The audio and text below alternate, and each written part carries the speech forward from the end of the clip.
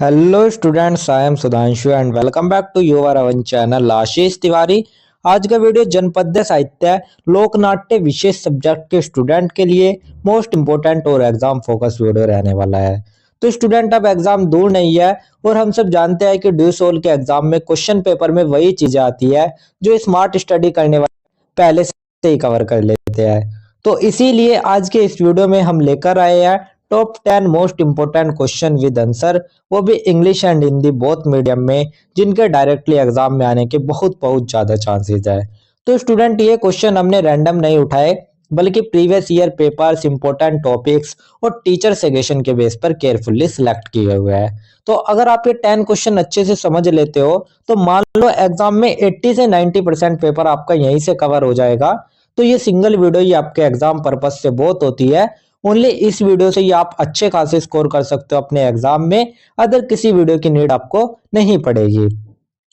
तो स्टूडेंट, अगर आप हमारे चैनल पर फर्स्ट टाइम विजिट कर रहे हो तो चैनल को सब्सक्राइब कर लीजिएगा, जिससे आने वाली और वीडियो की नोटिफिकेशन आपको सबसे पहले मिल जाए।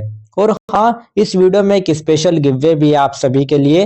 तो वीडियो के बीच में हम कुछ क्वेश्चंस पूछेंगे, तो जो भी स्टूडेंट सबसे पहले और सभी करेक्ट आंसर देगा तो स्टार्टिंग के 3 स्टूडेंट्स को मिलेंगे एब्सोल्युटली फ्री नोट्स। और ये विनर निकलते ही विनर को हम तुरंत अनाउंस कर देंगे हमारे व्हाट्सएप और टेलीग्राम चैनल पर। तो आप सभी हमारा WhatsApp and Telegram channel follow करके रखिएगा, लिंक आपको डिस्क्रिप्शन में मिल जाएगी। तो स्टूडेंट, वीडियो को पूरा देखो, स्किप नहीं करना है, क्योंकि गिववे का जो क्वेश्चन है वो किसी भी मोमेंट पे आ सकता है। और सबसे बेस्ट बात, हमारे लेक्चर फ्री है आपके लिए, एकदम 100% फ्री वीडियो सीरीज। लेकिन अगर आप इन्हीं लेक्चर के वेल ऑर्गेनाइज्ड नोट्स चाहते हो तो उनके पेड नोट्स भी अवेलेबल है, हिंदी और इंग्लिश दोनों ही मीडियम में। तो प्राइस भी स्टूडेंट फ्रेंडली है एंड कॉम्बो पैक में आपके लिए ऑफर्स भी है। तो स्टूडेंट, अगर आप सिंगल 1 नोट्स लेते हैं तो उसका प्राइस ओनली 45 रुपीज है।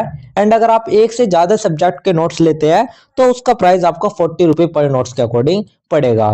तो जिन स्टूडेंट के 6 सब्जेक्ट का थ्योरी एग्जाम होगा, अगर वो अपने ऑल सब्जेक्ट के नोट्स लेना चाहता है तो आपको 5 नोट्स ही लेने पड़ेंगे, 1 नोट्स आपको फ्री में मिलेगा।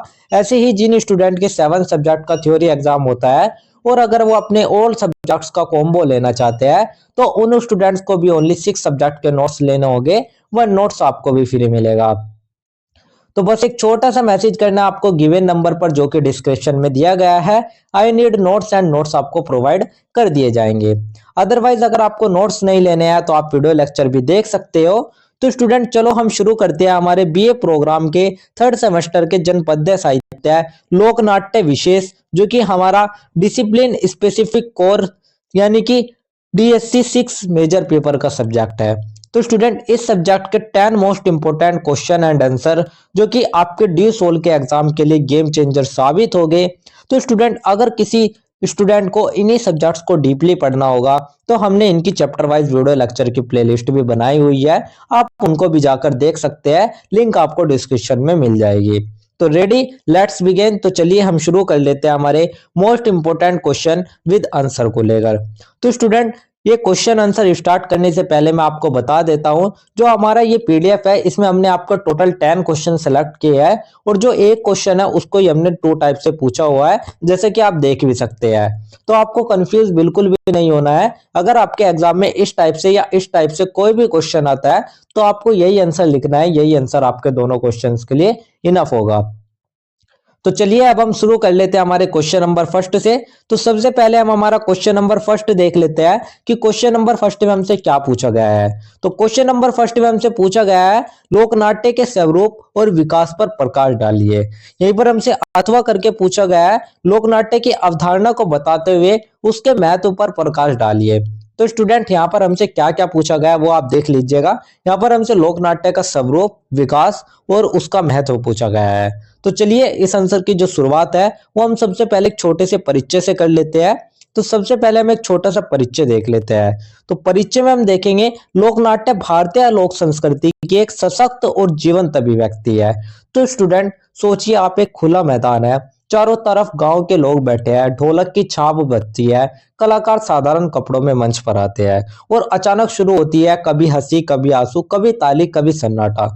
तो स्टूडेंट, यही है हमारा लोक नाट्य। जो कि न किसी बड़े थिएटर का मोहताज है और न ही किसी भारी भरकम मंच का सज्जा। तो यह सामान्य जनता के जीवन, विश्वासों, परंपराओं, संघर्षों और भावनाओं को नाट्य के रूप में प्रस्तुत करते हैं।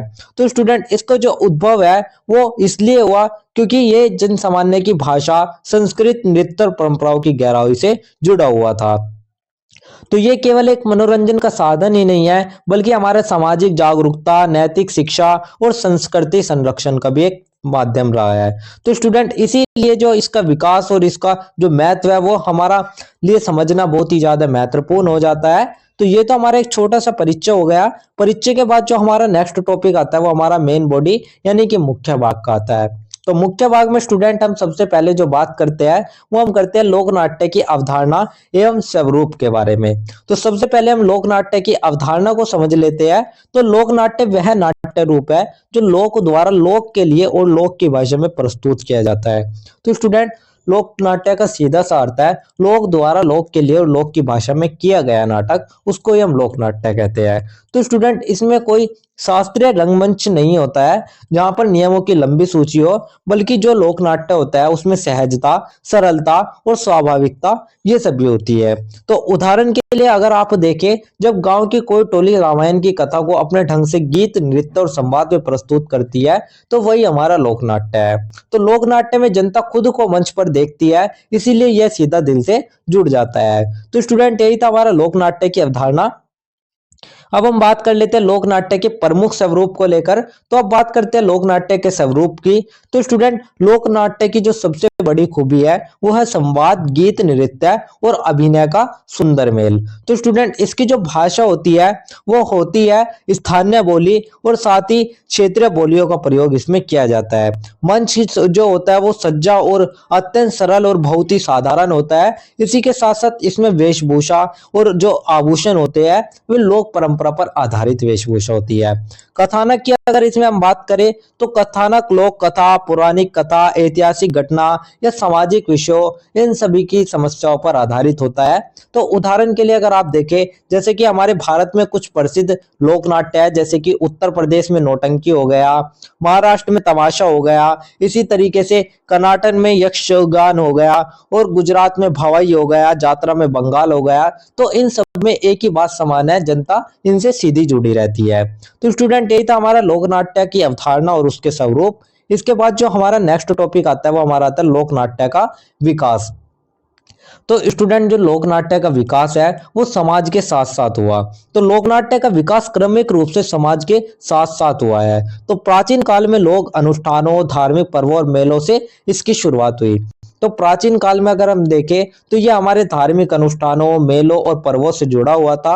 उसके बाद मध्य काल में भक्ति आंदोलन के प्रभाव से जो लोक नाट्य है उसमें नैतिकता और धर्म का रंग और ज्यादा गहरा हुआ, यानी कि जो नैतिक तत्व की प्रधानता थी वो बढ़ने लगी। उसके बाद अगर हमारे आधुनिक काल में, और आधुनिक काल में जो लोक नाट्य था वो बना सामाजिक समस्याओं, राजनीतिक चेतना और जन आंदोलन की एक आवाज। तो जैसे कि स्टूडेंट, नारी शोषण हो गया, गरीबी हो गया, प्रवासी मजदूरों की समस्या हो गई, तो इन सबको लोक नाट्य ने ही मंच पर उतारा। तो समय के साथ साथ लोक नाट्य ने नई नई विषय वस्तु अपनाई, लेकिन उसकी जो लोक धर्मी आत्मा है वो अभी तक भी बनी हुई है। तो यही था हमारा लोक नाट्य का विकास। इसके बाद जो हमारा नेक्स्ट टॉपिक आता है वो आता है लोक नाट्य का महत्व।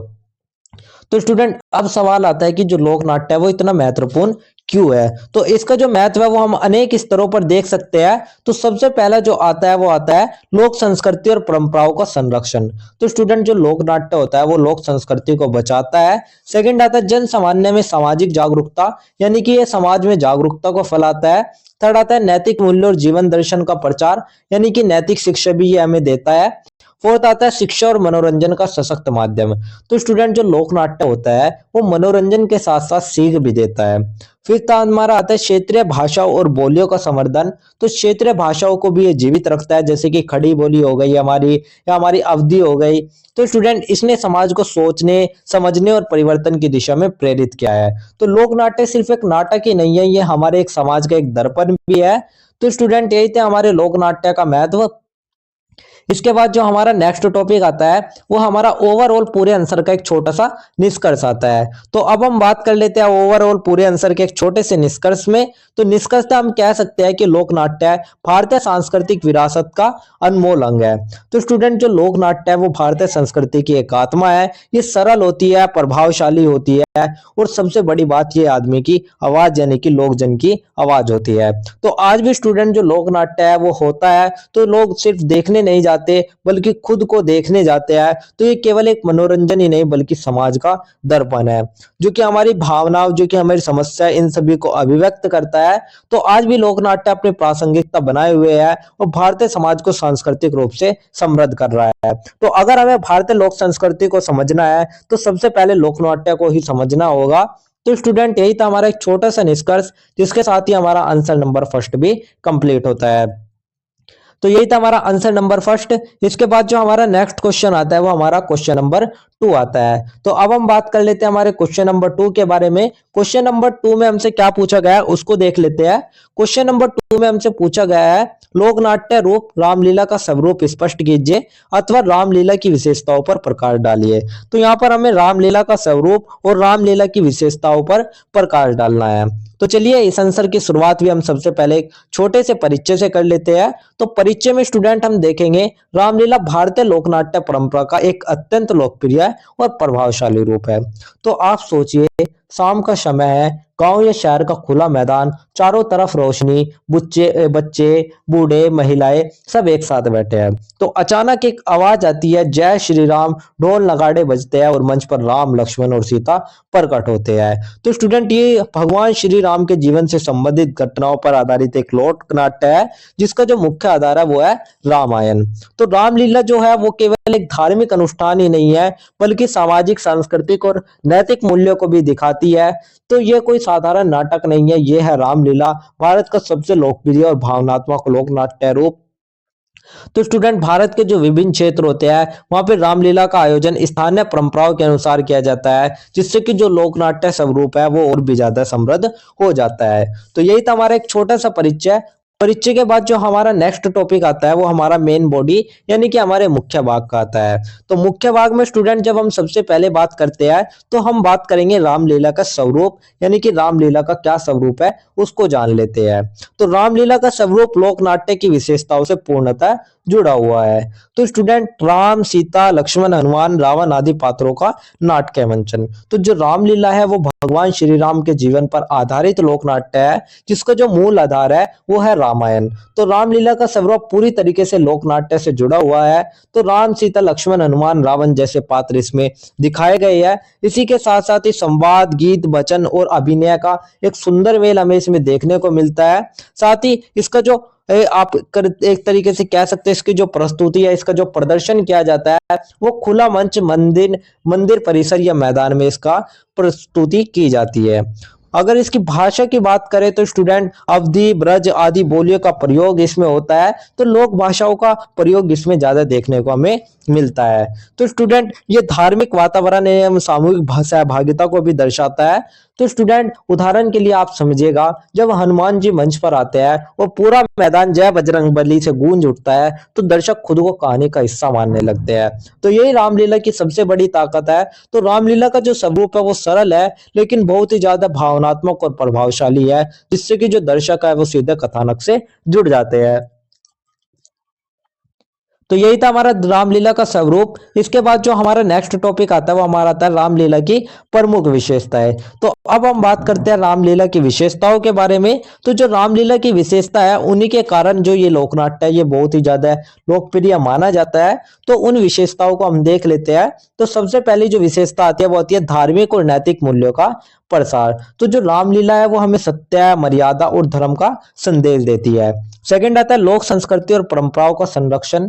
तो स्टूडेंट हर क्षेत्र में जो रामलीला है वो स्थानीय परंपराओं के अनुसार ही होती है जिससे कि जो लोक संस्कृति है उसका भी संरक्षण होता है। थर्ड आती है समाज में सत्य, मर्यादा और कर्तव्य बोध का संदेश। तो स्टूडेंट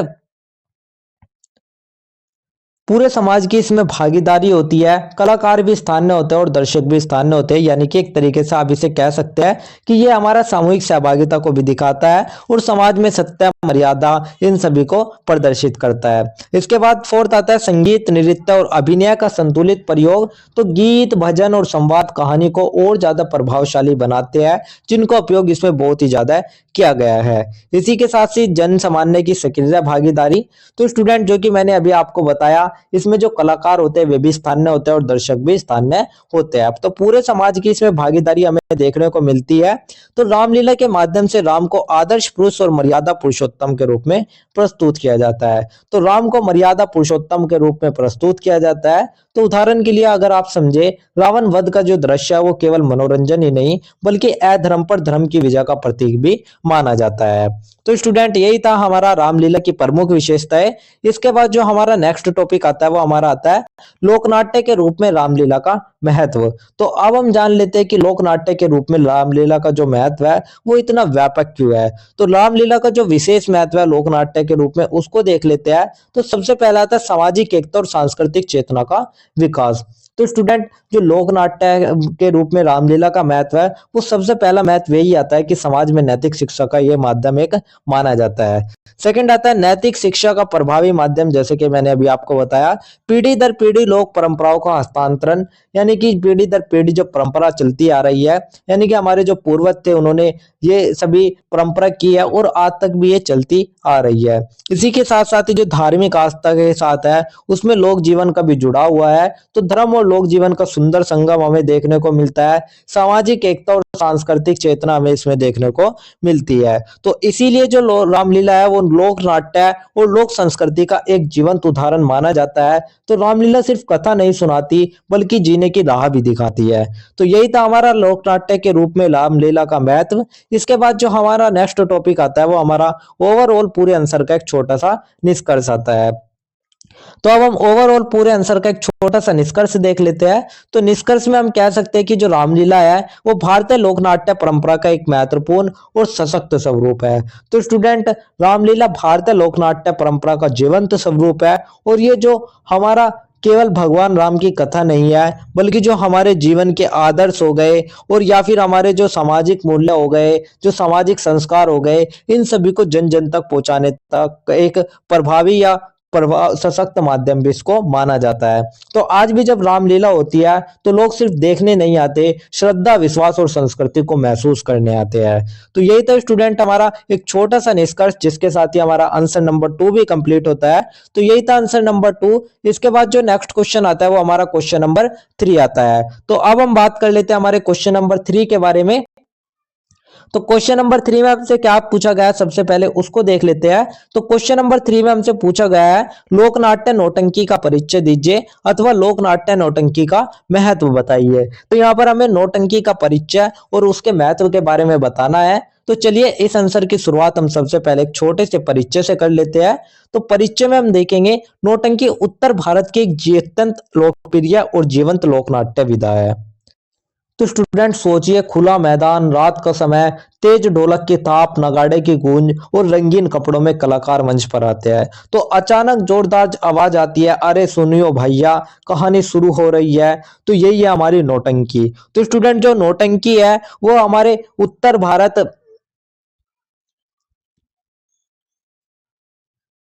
की सबसे रंगीन और सबसे जीवंत और सबसे लोक नाट्य विधा मानी जाती है। तो नौटंकी लोक जीवन से जुड़ी कथाएं, सामाजिक घटनाओं, इन सभी का एक नाटकीय रूप है। तो स्टूडेंट, इसमें गीत, संगीत, संवाद, सब जो भी चीजों को हमें देखने को मिलता है और इसकी जो भाषा है वो सरल और प्रभावशाली होती है, जिस कारण ये जन सामान्य में अत्यधिक लोकप्रिय रही है। तो यही था हमारा एक छोटा सा परिचय। इसके बाद जो हमारा नेक्स्ट टॉपिक आता है वो हमारा मेन बॉडी यानी कि मुख्य भाग का आता है। तो मुख्य भाग में स्टूडेंट हम सबसे पहले देख लेते हैं लोकनाट्य नौटंकी का स्वरूप। तो सबसे पहले हम समझ लेते हैं लोकनाट्य नौटंकी के स्वरूप के बारे में। तो नौटंकी का जो स्वरूप है वो विशुद्ध रूप से लोक धर्मी होता है। तो स्टूडेंट जो नौटंकी है वो उत्तर भारत की प्रसिद्ध लोक नाट्य परंपरा है, जिसका जो विकास है वो उत्तर प्रदेश, बिहार, हरियाणा, राजस्थान और मध्य प्रदेश में हुआ था। तो नौटंकी का जो स्वरूप है वो पूरी तरीके से लोकधर्मी होता है, क्योंकि इसका जो मंचन है वो खुला मैदान या अस्थायी मंच पर किया जाता है। इसी के साथ साथ इसकी जो बोलचाल की भाषा होती है वो बोलचाल की खड़ी हिंदी और लोक भाषा का प्रयोग और स्थानीय बोली इसमें बोली जाती है। साथ साथ स्टूडेंट इसमें संवाद के साथ साथ जो गायन है वो भी प्रधान शैली होती है। ढोलक, नगाड़ा, हारमोनियम जैसे लोकवाद्य का उपयोग इसमें किया जाता है और रंगीन वेशभूषा और अंतरंजित अभिनय इसमें दिखाया जाता है। तो उदाहरण के लिए आप समझिए, जब नायक ऊंची आवाज में गाकर संवाद बोलता है और दर्शक तालियां बजाने लगता है तो पूरा माहौल जीवंत हो उठता है। तो इसकी प्रस्तुति में भावनात्मकता, हास्य और रोमांच का विशेष स्थान भी होता है। तो यही था हमारा लोकनाट्य नौटंकी का स्वरूप। इसके बाद जो हमारा नेक्स्ट टॉपिक आता है स्टूडेंट, वो हमारा आता है नौटंकी के कथानक एवं विषय को लेकर। तो अब करते हैं नौटंकी की कथा वस्तु की बात। तो नौटंकी की जो कहानी है स्टूडेंट होती है वो अधिकतर इन विषयों पर आधारित होती है, जैसे कि प्रेम और वीरता की लोक कथाएं हो गई, पौराणिक और ऐतिहासिक कथा हो गए। इसी के अलावा हमारा जो वीरता और बलिदान की कहानियां हो गई, या प्रेम और विरह की लोक कथा हो गई, और इसी तरीके से सामाजिक कुरीतियों पर व्यंग हो गया, नैतिक और सामाजिक कथाएं हो गए। तो स्टूडेंट ये सभी विषयों के माध्यम से जो नौटंकी है वो समाज को संदेश देने का कार्य भी करती है। तो उदाहरण के लिए अगर आप देखें, किसी नौटंकी में गरीब और अमीर के बीच का जो संघर्ष है वो दिखाया जाता है। तो कहीं नारी सम्मान और सामाजिक अन्याय पर सवाल उठाए जाते हैं। तो यहाँ पर मनोरंजन के साथ साथ जो नौटंकी है वो संदेश भी देती है। तो यही था हमारा नौटंकी के कथानक एवं विषय। इसके बाद जो हमारा नेक्स्ट टॉपिक आता है स्टूडेंट, वो हमारा आता है लोकनाट्य नौटंकी का महत्व। तो अब हम बात कर लेते हैं इसके महत्व के बारे में। तो लोकनाट्य के रूप में नौटंकी का स्टूडेंट बहुत ही ज्यादा महत्व हो जाता है। तो लोकनाट्य के रूप में नौटंकी का महत्व बहुत बड़ा है। तो सबसे पहला आता है जन सामान्य के लिए सुलभ मनोरंजन। तो आम जनता के लिए सुलभ मनोरंजन इसका एक महत्व हुआ। सेकंड, सामाजिक जागरूकता का माध्यम। तो समाज में जागरूकता फैलाने का कार्य भी ये करता है। लोक संस्कृति और परंपराओं का संरक्षण। तो लोक संस्कृति हो गई, हमारे लोकगीत हो गए, लोक संगीत हो गए, उन सभी का संरक्षण भी हमारी नौटंकी करती है। इसी के साथ ही लोक भाषा एवं लोक संगीत का विकास ये करती है। क्षेत्रीय भाषाओं को बढ़ावा देती है। सामाजिक एकता, सांस्कृतिक एकता, सामूहिकता, इन सभी को ये बढ़ावा देती है और इन सभी की भावनाओं को जगाती है। तो नौटंकी ने समाज के विभिन्न वर्गों को जोड़ने का कार्य भी किया है। तो नौटंकी मंच से सीधे जनता के दिल तक पहुंचती है। तो यही था हमारा नौटंकी का महत्व। इसके बाद जो हमारा नेक्स्ट टॉपिक आता है स्टूडेंट, वो हमारा ओवरऑल पूरे आंसर का एक छोटा सा निष्कर्ष आता है। तो स्टूडेंट निष्कर्ष में हम कह सकते हैं कि जो नौटंकी है वो उत्तर भारतीय लोक नाट्य परंपरा की एक महत्वपूर्ण विधा है। तो स्टूडेंट ये हंसाती भी है, ये रुलाती भी है और सोचने पर मजबूर भी करती है। तो इसका जो स्वरूप है वो सरल, रोचक और प्रभावशाली है। तो स्टूडेंट ये हमारा सिर्फ एक नाटक ही नहीं है, बल्कि ये हमारे लोक जीवन की एक धड़कन भी है। तो लोक नाट्य नौटंकी आज भी जीवंतता और लोकप्रियता बनाए हुए है तथा भारतीय लोक संस्कृति की पहचान बनी हुई है। तो आज भी जो नौटंकी है वो अपनी जीवंतता और लोकप्रियता बनाए हुए है और भारतीय लोक संस्कृति की पहचान बनाए हुए है। तो यही था हमारा एक छोटा सा निष्कर्ष, जिसके साथ ही हमारा आंसर नंबर 3 भी कंप्लीट होता है। तो स्टूडेंट यही था हमारा आंसर नंबर 3। इसके बाद जो हमारा नेक्स्ट क्वेश्चन आता है वो हमारा क्वेश्चन नंबर 4 आता है। तो अब हम बात कर लेते हैं हमारे क्वेश्चन नंबर 4 के बारे में। तो क्वेश्चन नंबर 4 में हमसे क्या पूछा गया है, सबसे पहले उसको देख लेते हैं। क्वेश्चन नंबर 4 में हमसे पूछा गया है, लक्ष्मीचंद ने सांग के माध्यम से एक नए अध्याय का सूत्रपात किया, विवेचना कीजिए। यहीं पर हमसे अथवा करके पूछा गया है, सांग में लक्ष्मीचंद के अवदान को रेखांकित कीजिए। तो यहाँ पर हमें एक तरीके से लक्ष्मीचंद जी का सांग में अवदान या योगदान बताना है। तो चलिए इस आंसर की शुरुआत हम सबसे पहले एक छोटे से परिचय से कर लेते हैं। तो परिचय में हम देखेंगे लक्ष्मीचंद हरियाणा की लोक नाट्य परंपरा के महान कलाकार और रचनाकार माने जाते हैं। तो स्टूडेंट आप जरा कल्पना कीजिए, हरियाणा का कोई गांव, रात का समय, खुला मैदान, ढोलक की धीमी थाप और लोकगीतों की गूंज। तो मंच पर एक कलाकार खड़ा होकर बोलता है, सुनो भाइयों आज सांग होगा।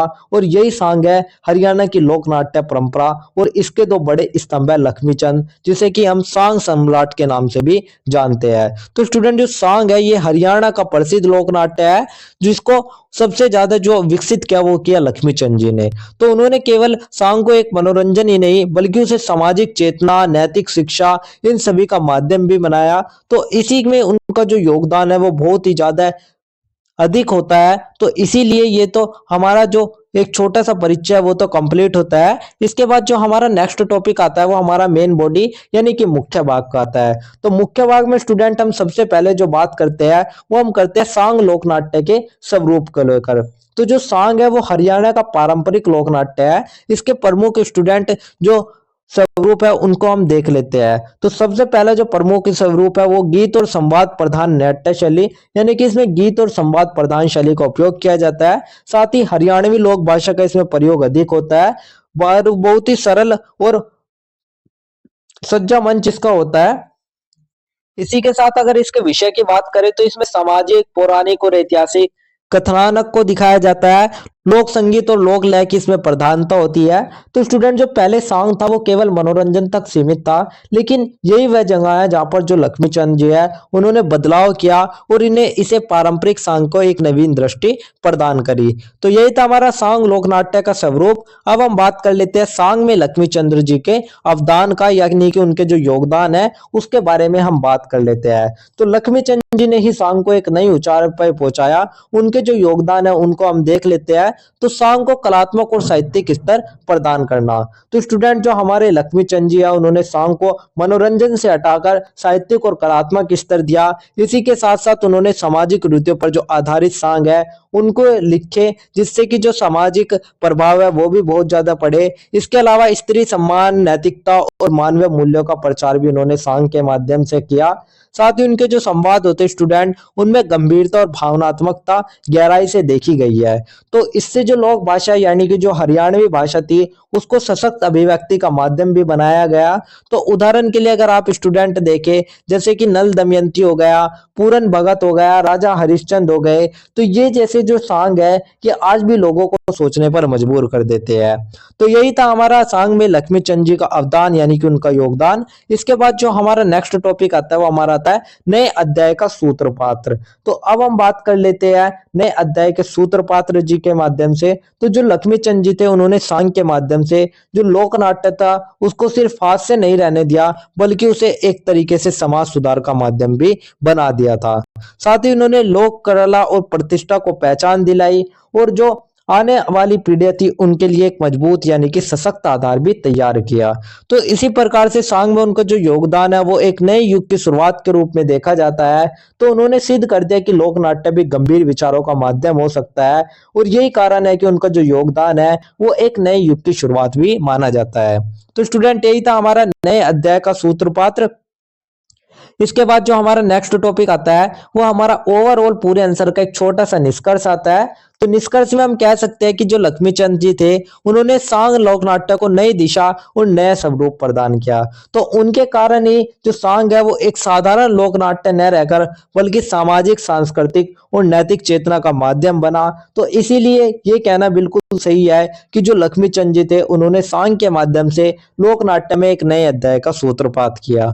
तो यही था हमारा एक छोटा सा निष्कर्ष, जिसके साथ ही जो हमारा आंसर नंबर 4 है वो भी कंप्लीट होता है। तो यही था हमारा आंसर नंबर 4। इसके बाद जो हमारा नेक्स्ट क्वेश्चन आता है वो हमारा क्वेश्चन नंबर 5 आता है। तो अब हम बात कर लेते हैं क्वेश्चन नंबर 5 के बारे में। तो क्वेश्चन नंबर 5 में हमसे क्या पूछा गया है उसको देख लेते हैं।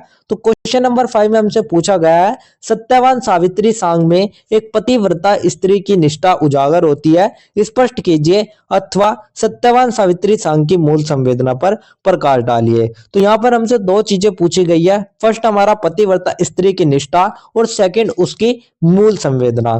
तो चलिए इस आंसर की शुरुआत हम सबसे पहले एक छोटे से परिचय से कर लेते हैं। तो परिचय में हम देखेंगे सत्यवान सावित्री सांग हरियाणवी लोक नाट्य परंपरा का एक प्रसिद्ध और भावनात्मक सांग है। तो स्टूडेंट ये जो लिखा गया था ये हमारे लक्ष्मीचंद जी के द्वारा ही लिखा गया था। तो आप जरा कल्पना कीजिएगा, एक घना जंगल, सूखी लकड़ियां काटता हुआ सत्यवान और पास खड़ी सावित्री, जिसे कि पता है कि आज उसके जीवन की सबसे कठिन परीक्षा है। तो अचानक सत्यवान भूमि पर गिर पड़ता है और उसी क्षण मृत्यु स्वयं यमराज के रूप में प्रकट होती है। तो यहीं से शुरू होती है हमारी सत्यवान सावित्री सांग की सबसे भावनात्मक कहानी। तो इसमें स्टूडेंट ये जो कहानी है ये पौराणिक कथा पर आधारित है। है, जिसमें कि सावित्री के पतिव्रत धर्म, निष्ठा, साहस इन सभी का चित्रण हमें देखने को मिलता है। तो इसके माध्यम से हमें जो भारतीय नारी का आदर्श रूप है, जैसे कि त्याग, प्रेम, आस्था, इन सभी को दिखाया गया है। और ये केवल एक कथा वाचन ही नहीं बल्कि गहन मानवीय संवेदना की एक अभिव्यक्ति भी मानी जाती है। तो यही था हमारा एक छोटा सा परिचय। परिचय के बाद जो हमारा नेक्स्ट टॉपिक आता है वो हमारा मुख्य भाग यानी कि हमारे मेन बॉडी का आता है। तो मुख्य भाग में स्टूडेंट हम सबसे पहले जब देखेंगे वो हम देखेंगे सत्यवान सावित्री सांग की कथा संरचना।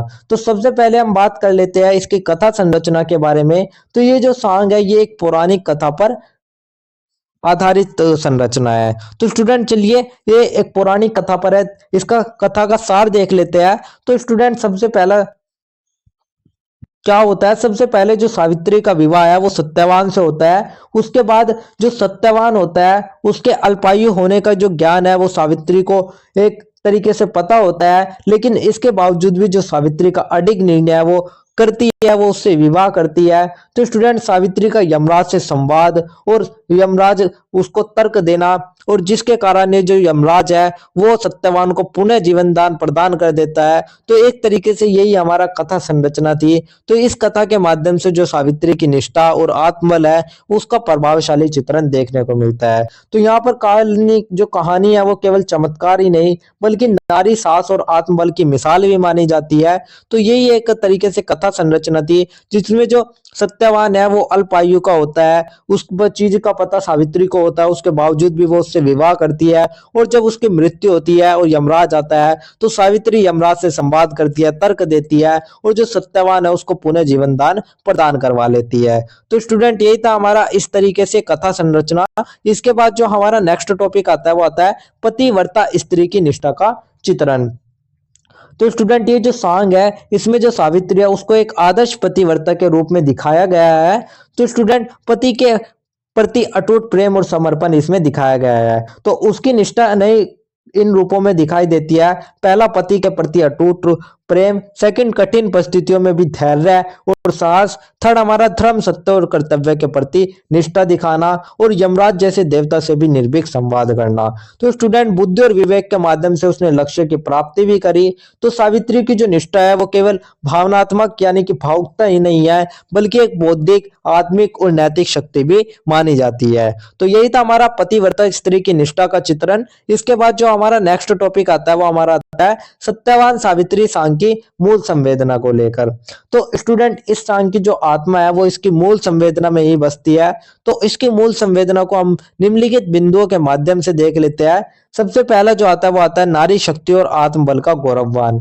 तो इस जो ये सांग है इसमें नारी शक्ति और आत्मबल के गौरव को दर्शाया गया है, साथ ही प्रेम और विश्वास की विजय दिखाई गई है, धर्म और सत्य की सर्वोच्चता को बताया गया है, और त्याग और तपस्या का महत्व भी दिखाया गया है। तो मानवीय संवेदनाओं की ज्ञान अभिव्यक्ति की इसमें दिखाई गई है। तो लोक नाट्य के माध्यम से ये जो सांग है ये समाज को नैतिक प्रेरणा प्रदान करता है। तो स्टूडेंट ये जो सांग है ये समाज को एक नैतिक प्रेरणा भी देता है।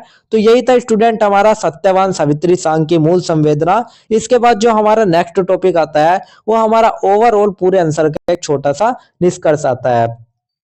तो अब हम ओवरऑल पूरे आंसर का एक छोटा सा निष्कर्ष देख लेते हैं। और निष्कर्ष में हम कह सकते हैं कि सत्यवान सावित्री सांग में एक पतिव्रता स्त्री की निष्ठा अत्यंत प्रभावशाली रूप से उजागर होती है। तो स्टूडेंट जो सत्यवान सावित्री सांग है वो एक साधारण कथा नहीं बल्कि भारतीय नारी के आदर्श का एक रूप भी है। तो उसका जो चरित्र है वो भारतीय नारी के आदर्श का रूप है जिसमें कि प्रेम, साहस, विवेक हमें सब कुछ देखने को मिलता है। तो सावित्री का चरित्र यह दिखाता है कि प्रेम में साहस हो, विश्वास में दृढ़ता और सत्य में शक्ति हो। तो इसी कारण से जो ये सांग है ये आज भी उतना ही प्रासंगिक और प्रेरणादायक है जितना कि अपने समय था। तो स्टूडेंट इसकी जो मूल संवेदना है वो मानवीय मूल्यों और नैतिक चेतना को सुदृढ़ करती है, जिससे कि जो लोक नाट्य है वो आज भी प्रेरणादायक और प्रासंगिक बना हुआ है। तो यही था हमारा एक छोटा सा निष्कर्ष जिसके साथ ही हमारा आंसर नंबर 5 भी कंप्लीट होता है। तो स्टूडेंट यही था हमारा आंसर नंबर 5। इसके बाद जो हमारा नेक्स्ट क्वेश्चन आता है वो हमारा क्वेश्चन नंबर 6 आता है। तो अब हम बात कर लेते हैं हमारे क्वेश्चन नंबर 6 के बारे में। तो क्वेश्चन नंबर 6 में हमसे क्या पूछा गया है, सबसे पहले उसको देख लेते हैं। क्वेश्चन नंबर 6 में हमसे पूछा गया है, भिखारी ठाकुर को भोजपुरी का शेक्सपियर कहा जाता है, स्पष्ट कीजिए, अथवा भिखारी ठाकुर को विदेशिया का जनक कहा जाता है, स्पष्ट कीजिए। तो जो भिखारी ठाकुर है उसको विदेशिया का जनक भी कहा जाता है और भोजपुरी का शेक्सपियर भी कहा जाता है। इन दोनों ही बात को हमें स्पष्ट करना है। तो चलिए इस आंसर की शुरुआत हम सबसे पहले एक छोटे से परिचय से कर लेते हैं। तो परिचय में हम देखेंगे भिखारी ठाकुर भोजपुरी लोक नाट्य परंपरा के महान कलाकार, नाटककार, कवि और समाज सुधारक थे। तो स्टूडेंट जरा सोचिए, एक साधारण सा व्यक्ति, ना बड़े स्कूल की पढ़ाई, ना किसी राज दरबार का सहारा, लेकिन उसकी जो आवाज है वो पूरे समाज की आवाज बन जाती है। तो गांव का मंच लोक भाषा भोजपुरी और उसकी कहानी प्रवासी मजदूर, रोती हुई स्त्री, टूटता हुआ परिवार। तो स्टूडेंट यही थे हमारे भिखारी ठाकुर, जिन्हें हम प्यार से भोजपुरी का शेक्सपियर भी कहते हैं, या हम एक तरीके से उन्हें विदेशिया का जनक भी कहते हैं। तो स्टूडेंट उन्होंने भोजपुरी भाषा को रंगमंच के माध्यम से नई पहचान दी और अपनी सशक्त रचनात्मकता, इन सभी के माध्यम से ही उन्हें भोजपुरी का शेक्सपियर कहा जाता है और उन्हें विदेशिया का जनक भी कहा जाता है। तो यही था हमारा एक छोटा सा परिचय। परिचय के बाद जो हमारा नेक्स्ट टॉपिक आता है वो हमारा मुख्य भाग यानी कि हमारे मेन बॉडी का आता है। तो मेन बॉडी में स्टूडेंट हम सबसे पहले बात कर लेते हैं कि भिखारी ठाकुर को भोजपुरी का शेक्सपियर क्यों कहा जाता है। तो स्टूडेंट जो भिखारी ठाकुर है वो भोजपुरी लोकनाट्य के महान नाटककार, कवि, कलाकार और समाज सुधारक थे। तो उन्होंने भोजपुरी भाषा को रंगमंच के माध्यम से सम्मान और पहचान दिलाई।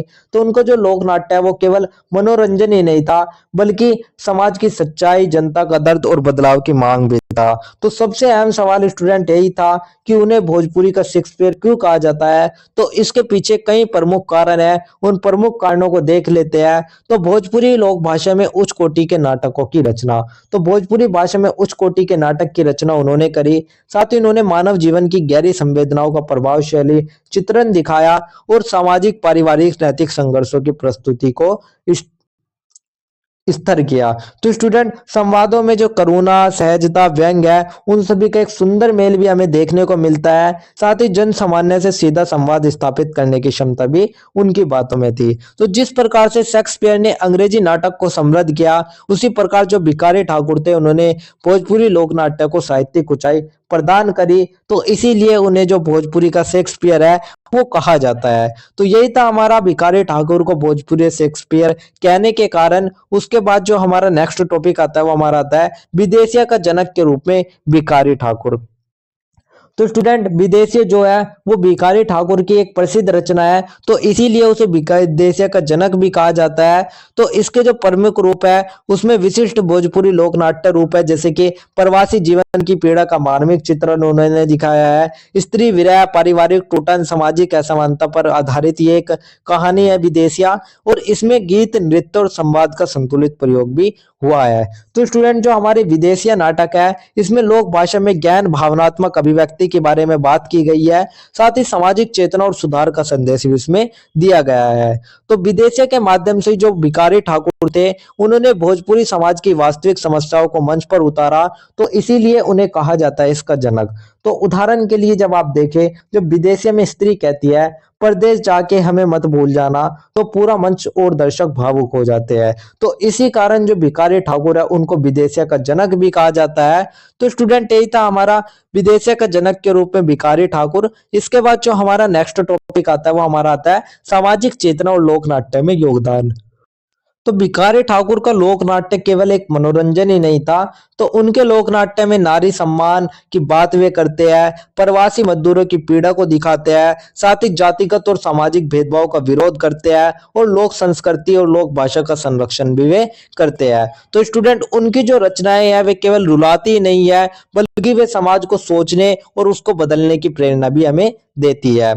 तो यही था सामाजिक चेतना और लोक नाट्य में योगदान। इसके बाद जो हमारा नेक्स्ट टॉपिक आता है वो हमारा ओवरऑल पूरे आंसर का एक छोटा सा निष्कर्ष आता है। तो स्टूडेंट निष्कर्ष में हम कह सकते हैं कि जो भिखारी ठाकुर है वे भोजपुरी लोक नाट्य के महान स्तंभ थे।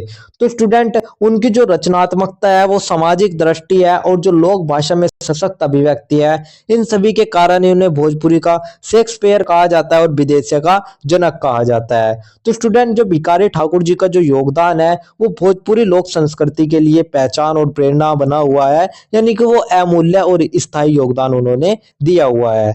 तो यही था हमारा एक छोटा सा निष्कर्ष, जिसके साथ ही हमारा आंसर नंबर 6 भी कंप्लीट होता है। तो स्टूडेंट यही था हमारा आंसर नंबर 6। इसके बाद जो हमारा नेक्स्ट क्वेश्चन आता है वो हमारा क्वेश्चन नंबर 7 आता है। तो अब हम बात कर लेते हैं हमारे क्वेश्चन नंबर 7 के बारे में। तो क्वेश्चन नंबर 7 में हमसे क्या पूछा गया है, सबसे पहले उसको देख लेते हैं। तो क्वेश्चन नंबर 7 में हमसे पूछा गया है, विदेशिया में चित्रित एक स्त्री की विरह वेदना का वर्णन कीजिए अथवा विदेशिया में चित्रित प्रमुख समस्याओं को विश्लेषित कीजिए।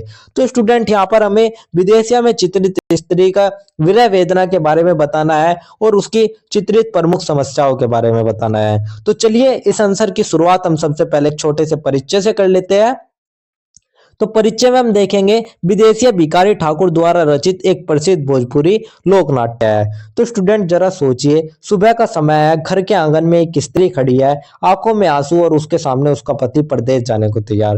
तो स्त्री धीरे से कहते हैं, भिखारी दर बही रहकर प्राणात बचाइए। तो स्टूडेंट यही पीड़ा यही दर्द हमें ले जाती है भिखारी ठाकुर के प्रसिद्ध लोक नाट्य विदेशिया की दुनिया में। तो जो एक नाटक है और ये प्रवासी जीवन की त्रासदी और ग्रामीण समाज की वास्तविकताओं को दिखाता है। तो इसमें स्त्री की जो पीड़ा है उसको दिखाया गया है, जिसका पति रोजगार की तलाश में प्रदेश चला जाता है और इसी के माध्यम से उन्होंने स्त्री विरह, सामाजिक अन्याय और मानवीय संवेदनाओं को प्रस्तुत किया है। तो यही था हमारा एक छोटा सा परिचय। परिचय के बाद जो हमारा नेक्स्ट टॉपिक आता है स्टूडेंट, वो हमारा मुख्य भाग यानी कि मेन बॉडी का आता है। तो मुख्य भाग में स्टूडेंट हम सबसे पहले देखते हैं विदेशिया में चित्रित स्त्री की विरह वेदना को लेकर। तो विदेशिया की नायिका एक साधारण ग्रामीण स्त्री है जिसकी वेदना निम्नलिखित रूपों में व्यक्त होती है। तो स्टूडेंट विदेशिया की जो नायिका है वो कोई राजकुमारी नहीं बल्कि एक साधारण ग्रामीण स्त्री होती है और इसकी जो विरह वेदना है वो इन रूपों में सामने आती है कि उसका जो पति है वो प्रदेश जाने से उसको अकेलापन उत्पन्न होता है, साथ ही भावनात्मक असुरक्षा और मानसिक पीड़ा उसके साथ होने लगती है, सामाजिक तिरस्कार और उपेक्षा भी उसे झेलना पड़ता है, घर परिवार और बच्चों की जिम्मेदारी उस पर आ जाती है, आर्थिक प्रभाव और पारिवारिक बोझ आ जाता है, आशा और प्रतीक्षा के बीच संघर्ष हो जाता है। तो स्टूडेंट इसीलिए उसका जो दुख है, उसका जो विरह है वो केवल व्यक्तिगत ही नहीं है बल्कि हजारों प्रवासी परिवारों की एक कहानी है, सामाजिक पीड़ा का प्रतीक वो बना हुआ है। तो यही था हमारा विदेशिया में चित्रित स्त्री की विरह वेदना। इसके बाद जो हमारा नेक्स्ट टॉपिक आता है वो हमारा आता है विदेशिया में चित्रित प्रमुख समस्याओं को लेकर। तो स्टूडेंट जो विदेशिया है वो केवल स्त्री वेदना तक सीमित नहीं है, ये एक प्रकार का हमारा सामाजिक दस्तावेज भी है। तो इसमें दिखाई देने वाली जो प्रमुख समस्याएं है उनका यथार्थ चित्रण हमें इन रूपों में मिलता है, जैसे कि प्रवासी मजदूरों की मजबूरी हो गई, उनको कमाने के लिए अपना देश को छोड़कर प्रदेश जाना होता है, गरीबी और बेरोजगारी को दिखाया गया है, स्त्रियों की सामाजिक और आर्थिक सुरक्षा को दिखाया गया है, पारिवारिक विघटन को दिखाया गया है, पुरुष प्रधान समाज और नारी शोषण को दिखाया गया है। तो स्टूडेंट इन समस्याओं को जो लोक नाट्य की शैली है उसमें समझ और प्रभावशाली ढंग से प्रस्तुत किया गया है। तो उदाहरण के लिए अगर आप देखें, पति प्रदेश जाता है तो पैसा तो आता है लेकिन सुख सुरक्षा और साथ छूट जाता है। तो यही था हमारा विदेशियों में चित्रित प्रमुख समस्याएं। इसके बाद जो हमारा नेक्स्ट टॉपिक आता है वो हमारा आता है लोक नाट्य के रूप में विदेशिया की संवेदना को लेकर। तो विदेशिया सिर्फ एक नाटक ही नहीं है स्टूडेंट, ये हमारे लोक जीवन की एक सच्ची तस्वीर है, मानवीय भावनाओं की सशक्त अभिव्यक्ति है और समाज को झकझोरने वाला एक लोक नाट्य यानी कि सामाजिक चेतना और सुधार का एक माध्यम भी है। तो स्त्री की आवाज को यह मंच देने वाला एक नाटक भी है। तो भिखारी ठाकुर ने लोक भाषा के माध्यम से गहन सामाजिक सत्य को उजागर किया है। तो स्टूडेंट भिखारी ठाकुर ने ही लोक भाषा भोजपुरी में गहरे समाज सत्य को आम जनता तक पहुंचाया है। तो स्टूडेंट यही था हमारा लोक नाट्य के रूप में विदेशी की संवेदना। इसके बाद जो हमारा नेक्स्ट टॉपिक आता है वो हमारा ओवरऑल पूरे आंसर का एक छोटा सा निष्कर्ष आता है। तो निष्कर्ष में हम कह सकते हैं कि विदेशिया में चित्रित स्त्री की विरह वेदना अत्यंत मामूलिक और यथार्थपूर्ण मानी जाती है। तो ये जो वेदना है केवल एक स्त्री की नहीं है बल्कि पूरे समाज की एक विरह वेदना है। तो विदेशिया में जो प्रवास, जो गरीबी, जो नारी शोषण जैसी जो समस्या है वे सभी भी हमें देखने को मिलती है। तो इसीलिए जो विदेशिया है वो भोजपुरी लोक नाट्य का एक सशक्त सामाजिक नाटक भी माना जाता है। तो यही था हमारा एक छोटा सा निष्कर्ष, जिसके साथ ही हमारा आंसर नंबर 7 भी कंप्लीट होता है। तो स्टूडेंट यही था हमारा आंसर नंबर 7। इसके बाद जो हमारा नेक्स्ट क्वेश्चन आता है वो हमारा क्वेश्चन नंबर 8 आता है। तो अब हम बात कर लेते हैं हमारे क्वेश्चन नंबर 8 के बारे में। तो क्वेश्चन नंबर 8 में हमसे क्या पूछा गया है उसको देख लेते हैं। तो क्वेश्चन नंबर 8 में हमसे पूछा गया है, लोकनाट्य की दृष्टि से राजयोगी भर्तरी माच की विशेषताएं लिखिए अथवा राजयोगी भर्तरी का चरित्र चित्रण कीजिए। तो स्टूडेंट यहाँ पर हमसे राजयोगी भर्तरी माच की विशेषता और उसका चरित्र चित्रण के बारे में पूछा गया है। तो चलिए इस आंसर की शुरुआत हम सबसे पहले एक छोटे से परिचय से कर लेते हैं। तो परिचय में हम देखेंगे राजयोगी भर्तरी राजस्थान और मध्य भारत के लोकनाट्य माच परंपरा का एक प्रसिद्ध लोकनाट्य रूप है। तो स्टूडेंट आप कल्पना कीजिएगा, एक भव्य राजमहल, सोने चांदी से सजा दरबार, सत्ता सुख और वैभव सब कुछ मौजूद है, लेकिन उसी महल में एक राजा अचानक सोच में पड़ जाता है कि यह सब कब तक है। तो यही प्रश्न हमें ले जाता है लोकनाट्य की एक महान रचना की ओर, राजयोगी भर्तरी माच। तो स्टूडेंट जो हमारा राजयोगी भर्तरी है ये हमारा एक वैभवपूर्ण राज जीवन से प्रेरित एक नाटक है और इसमें लोकनाट्य की दृष्टि से ये जो माच है ये लोक जीवन, लोक संस्कृति और नैतिक चेतना को मजबूत करता है। तो यही था हमारा एक छोटा सा परिचय। परिचय के बाद जो हमारा नेक्स्ट टॉपिक आता है वो हमारा मेन बॉडी यानी कि हमारे मुख्य भाग का आता है। तो मुख्य भाग में स्टूडेंट हम सबसे पहले बात करते हैं लोकनाट्य की दृष्टि से राजयोगी भर्तरी माच की विशेषताओं को लेकर, यानी कि इसकी जो विशेषता है वे निम्नलिखित है, उन विशेषताओं को देख लेते हैं। तो स्टूडेंट जो राजयोगी भर्तरी है ये हमारा राजस्थान और मध्य भारत की लोक नाट्य माच परंपरा की एक प्रसिद्ध रचना है। तो स्टूडेंट इसकी विशेषता है लोक कथा पर आधारित सरल एवं प्रभावशाली कथानक, साथ ही इसमें गीत, संगीत और संवाद सभी का संतुलित प्रयोग हुआ है और इसकी जो भाषा है वो लोक भाषा और क्षेत्रीय बोली है।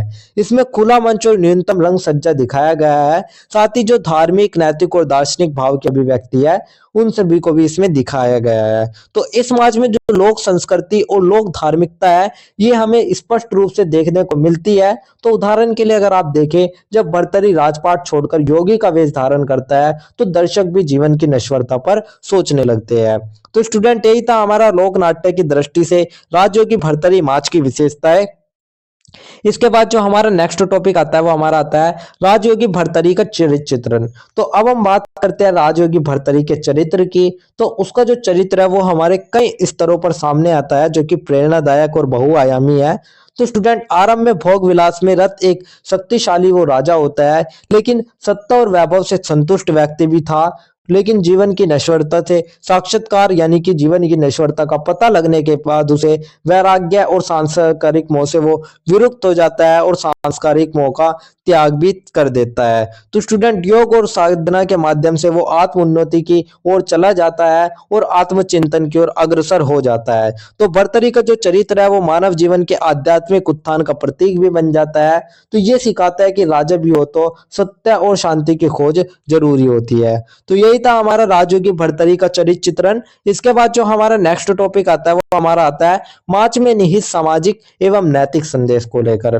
तो स्टूडेंट जो राजयोगी भर्तरी माच है वो सिर्फ कहानी नहीं सुनाता बल्कि गहरा संदेश भी देता है। तो इसके माध्यम से उसने बताया कि नैतिक भूखों की संगूढ़ता यानी कि जो भौतिक सुख है वो हमारे अस्थायी है, साथ ही हमारा सत्ता और वैभव ये सब कुछ नश्वर है, आत्मसम्मान और वैराग्य ये आवश्यक है, और योग और साधना को उन्होंने बताया कि यही हमारे एक शांति का महत्वपूर्ण रास्ता है। तो धर्म और नैतिकता की स्थापना उन्होंने करी, जीवन में आत्मज्ञान की आवश्यकता बताई और इन्हीं जैसे संदेश से जन सामान्य तक पहुंचाते हैं। तो लोक नाट्य के माध्यम से ये जो कठिन दार्शनिक बातें हैं वे जन सामान्य तक सरल रूपों में पहुंचते हैं। तो यही था माच में निहित सामाजिक एवं नैतिक संदेश। इसके बाद जो हमारा नेक्स्ट टॉपिक आता है वो हमारा ओवरऑल पूरे आंसर का एक छोटा सा निष्कर्ष आता है। तो अब हम बात कर लेते हैं ओवरऑल पूरे आंसर के एक छोटा से निष्कर्ष के बारे में। और निष्कर्ष में हम यही कह सकते हैं कि जो राजयोगी भर्तरी माच है वो एक बहुत ही महत्वपूर्ण और प्रभावशाली रचना है। और स्टूडेंट इसकी जो विशेषता है वो इसे एक शुद्ध लोक नाट्य बनाती है। साथ ही भर्तरी का जो चरित्र चित्रण है वो हमारे मानव जीवन के आध्यात्मिक उत्थान का प्रतीक बन जाता है। और इसी कारण से जो ये माच है ये आज भी दर्शक को सोचने और आत्मचिंतन के लिए प्रेरित करता है। और ये माच लोक संस्कृति, नैतिकता और दर्शन का सुंदर समन्वय माना जाता है। तो यही था हमारा एक छोटा सा निष्कर्ष, जिसके साथ ही जो हमारा आंसर नंबर 8 है वो भी कंप्लीट होता है। तो यही था हमारा आंसर नंबर 8। इसके बाद जो हमारा नेक्स्ट क्वेश्चन आता है स्टूडेंट, वो हमारा क्वेश्चन नंबर 9 आता है। तो अब हम बात कर लेते हैं हमारे क्वेश्चन नंबर 9 के बारे में। तो क्वेश्चन नंबर 9 में हमसे क्या पूछा गया है, सबसे पहले उसको देख लेते हैं। तो क्वेश्चन नंबर 9 में हमसे पूछा गया है, राजयोगी भर्तरी माच का केंद्रीय भाव लिखे अथवा राजयोगी भर्तरी माच का सार लिखे। तो यहाँ पर हमसे दो चीज पूछी गई है, केंद्रीय भाव और सार। तो चलिए इस आंसर की शुरुआत हम सबसे पहले एक छोटे से परिचय से कर लेते हैं। तो परिचय में हम देखेंगे, राजयोगी भर्तरी माच भारतीय लोकनाट्य परंपरा की एक प्रसिद्ध कृति है। तो स्टूडेंट आप कल्पना कीजिएगा, एक शक्तिशाली राज्य जिसके पास धन भी है, जिसके पास राज्य भी है, वैभव भी है, लेकिन मन में शांति नहीं है। तो इसका जो एक तरीके से परिचय है वो मैंने आपको इससे पहले के आंसर में भी बता दिया था कि ये हमारे भर्तरी के जीवन पर आधारित है, जो कि सभी भोग विलास से दूर होकर योग और वैराग्य में चला जाता है। और ये जो माच है ये लोक जीवन को नैतिक और आध्यात्मिक दृष्टि से प्रेरित करता है। तो ये तो हमारा एक छोटा सा परिचय हो गया। परिचय के बाद जो हमारा नेक्स्ट टॉपिक आता है वो मेन बॉडी यानी कि मुख्य भाग का आता है। तो मुख्य भाग में स्टूडेंट हम सबसे पहले बात करेंगे राजयोगी भर्तरी माच के केंद्रीय भाव को लेकर। तो इसका जो केंद्रीय भाव है स्टूडेंट, वो एक तरीके से आप कह सकते हैं वैराग्य और आत्मबोध है। तो राजयोगी भर्तरी जो होता है वो सांसारिक सुखों, भोग विलास और सत्य की क्षण भोक्ता को समझ लेता है। और इन सभी को समझने के बाद वो राजपाट को छोड़ देता है। तो स्टूडेंट ये योग मार्ग है उसको ही अपनाते हैं। और इसके माध्यम से उन्होंने संदेश दिया कि जो भौतिक सुख होते हैं वे स्थायी नहीं होते, अस्थायी होते हैं। और जीवन जो है वो नश्वर है और मोह बंधन का ही कारण होता है। तो सांसारिक मोह बंधन का कारण है, वैराग्य से आत्मिक मुक्ति संभव है, और आत्म संयम और साधना से ही शांति प्राप्त होती है। तो स्टूडेंट भर्तरी का जो परिवर्तन है वो हर मनुष्य के आंतरिक संघर्ष का एक प्रतीक है। तो यही था हमारा राजयोगी भर्तरी माच का केंद्रीय भाव। इसके बाद जो हमारा नेक्स्ट टॉपिक आता है वो हमारा आता है राजयोगी भर्तरी माच का सार। तो इस माच का जो सार है वो निम्नलिखित बिंदुओं में निहित है। तो इसका सार मैंने आपको कई बार बता चुका आपसे पहले भी कि जो भर्तरी का जो सार है स्टूडेंट वो यही है कि इसमें जो ऐश्वर्यपूर्ण राज जीवन है उसको दर्शाया गया था। साथ ही जब उनका जीवन के सत्य से उनका सामना हुआ तो उन्होंने सांसारिक मोह को छोड़ा और योग और साधना का मार्ग को अपनाया। तो उसके माध्यम से उन्होंने आत्मज्ञान और शांति की प्राप्ति करी।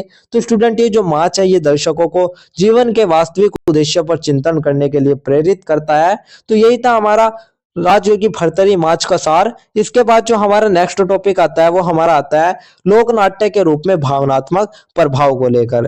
तो स्टूडेंट ये जो नाच है ये हमारा कठिन दार्शनिक विचारों को सरल बनाता है, साथ ही जन सामान्य को सहज रूप में दार्शनिक संदेश देता है। तो लोक भाषा में भी गहरे संदेश ये देता है, हमारी जो नैतिक चेतना और आत्म संयम है उसको बढ़ावा देता है। साथ ही लोक संस्कृति और लोक परंपराओं का संरक्षण भी ये करता है। तो लोक नाट्य की यही शक्ति है कि वह गहरी बात भी आम आदमी तक पहुंचा देता है।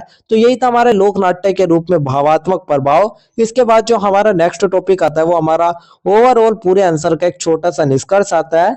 तो निष्कर्ष में स्टूडेंट हम यही कह सकते हैं कि जो राजयोगी भर्तरी का माच है उसको जो केंद्रीय भाव है वो सांस्कृतिक वैभव से विरक्ति और आत्मज्ञान की प्राप्ति है। तो इसका जो सार है स्टूडेंट वो जीवन की नश्वरता, वैराग्य और योगमर्रा के महत्व को स्पष्ट करता है। और लोक नाट्य के माध्यम से ये जो माच है ये हमारे मनोरंजन के साथ साथ दर्शकों को भी नैतिक और आध्यात्मिक रूप से जागरूक करता है। तो यही था हमारा एक छोटा सा निष्कर्ष स्टूडेंट, जिसके साथ ही जो हमारा आंसर नंबर 9 है वो भी कंप्लीट होता है। तो यही था हमारा आंसर नंबर 9। इसके बाद जो हमारा नेक्स्ट क्वेश्चन आता है वो हमारा क्वेश्चन नंबर 10 आता है।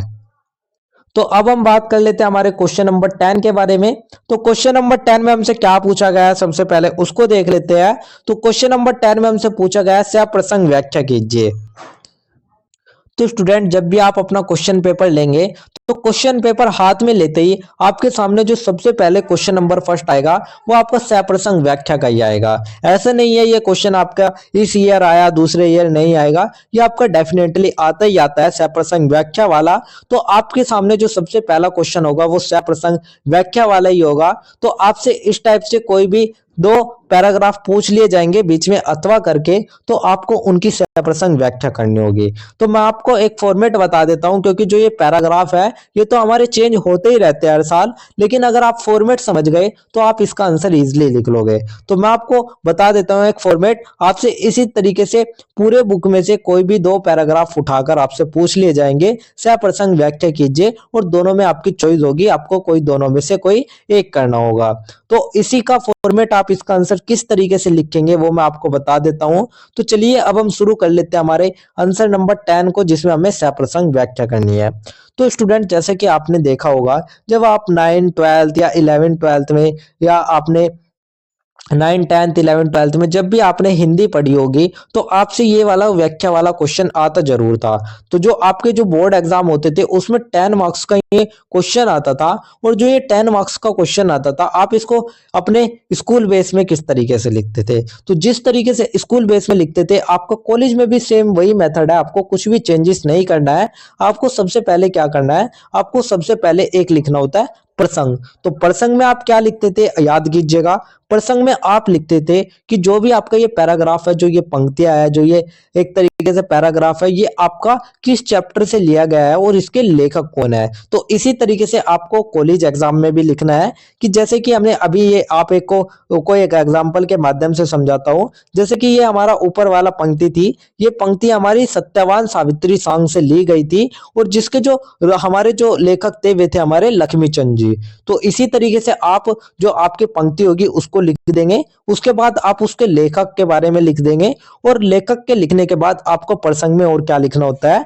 तो प्रसंग में आपको और ये लिखना होता है कि जो हमारी कहानी है उसमें बात क्या हो रही है, यानी कि कहना क्या चाहते हैं। तो इसी तरीके से जैसे हमारी ये जो पंक्तियां है, इनमें सावित्री यमराज से संवाद करती हुई अपने पति सत्यवान के प्राणों की रक्षा के लिए तर्क और दृढ़ विश्वास के साथ अपनी बात रखती है। तो वह अपने ऊपर लगाए गए दोषों का खंडन करते हुए सत्यनिष्ठ और धर्म की महत्ता को स्पष्ट करती है। तो इसी तरीके से आप भी, आपसे जो पैराग्राफ दिया जाएगा आपको इसी तरीके से उसका प्रसंग लिख लेना है, और प्रसंग को लिखने के बाद आप लिखेंगे व्याख्या। तो अब व्याख्या में बड़ी कंफ्यूजन होती है स्टूडेंट्स को कि व्याख्या में लिखना क्या है। तो आपको व्याख्या में कुछ नहीं करना, आपका एक तरीके से आप मान लीजिएगा जैसे आपसे ये चार पैराग्राफ 4 लाइन दी गई है पूरे पैराग्राफ में।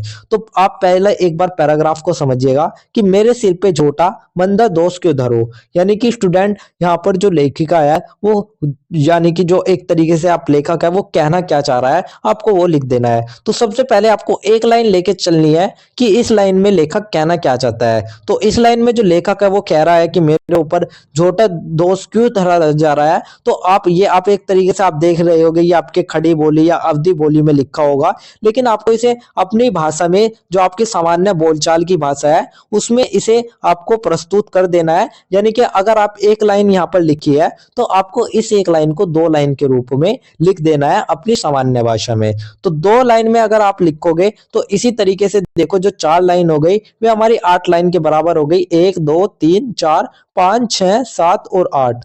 तो इसी तरीके से आप देखोगे तो आप अपनी व्याख्या कर लोगे, जैसे कि इसमें लिखा है कि इन पंक्तियों में सावित्री कहती है। तो आपको जब भी व्याख्या की शुरुआत करनी है वो आपको इसी लाइन से करनी है कि इन पंक्तियों में लेखक कहता है, सावित्री कहती है, या लेखिका कहती है, कवि कहता है। तो इसी तरीके से आपको शुरुआत करनी है, फिर आपको अपनी भाषा में उस व्याख्या को कर देना है कि इस पंक्तियों में सावित्री कहती है कि उसके सिर पर झूठा और अनुचित दोष क्यों लगाया जा रहा है। वह स्पष्ट रूप से कहते हैं कि सत्यवान ही उसका पति है और उसके जीवन मरण के साथ वो जुड़ी हुई है। तो आप देखिए जैसे कि इसमें लिखा हुआ है कि मेरे सिर पे झूठा मंदा दोष क्यों धरो, सत्यवान से पति मेरा जियो चाहो मरो। यानी कि स्टूडेंट यहाँ पर जो वो है लेखिका है, जो सावित्री है, वो कहती है कि मेरे ऊपर झूठा दोष मत लगाओ, मेरा जो पति है वो सत्यवान ही है, चाहे वो जिए चाहे वो मरे, मेरा धर्म है उसके साथ रहना। तो स्टूडेंट इसी तरीके से आप भी एक जो व्याख्या हो आप पूरी तरीके से लिख देंगे।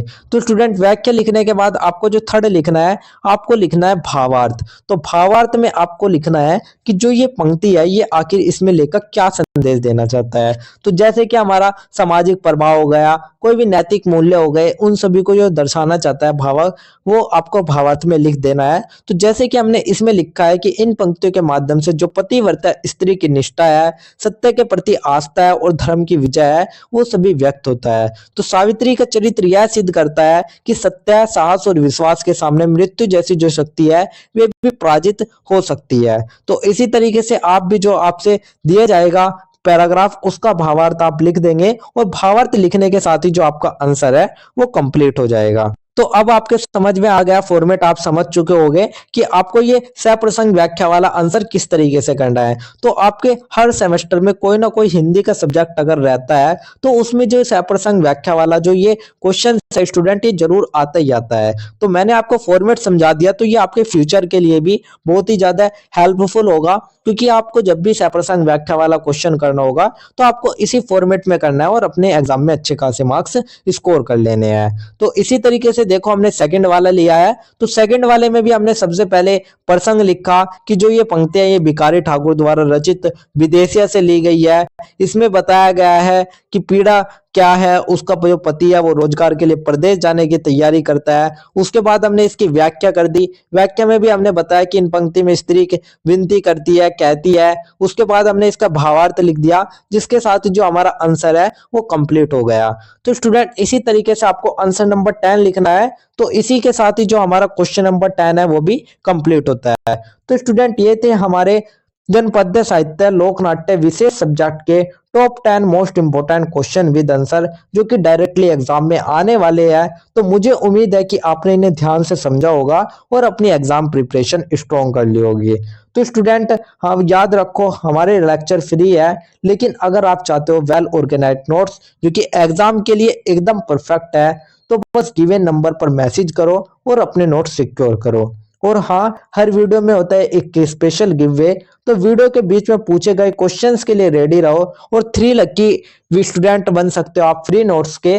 तो स्टूडेंट अगर आपको वीडियो पसंद आई हो तो लाइक शेयर और सब्सक्राइब करना ना भूले, एंड हमारे व्हाट्सअप चैनल और टेलीग्राम चैनल को फॉलो कर लीजिएगा, ताकि आपको मिलते रहे एग्जाम फोकस अपडेट्स और ड्यू सोल के सारे important lecture and give way के winners. Till then, stay focused, study smart, or crush your exam. All the best. See you in the next video.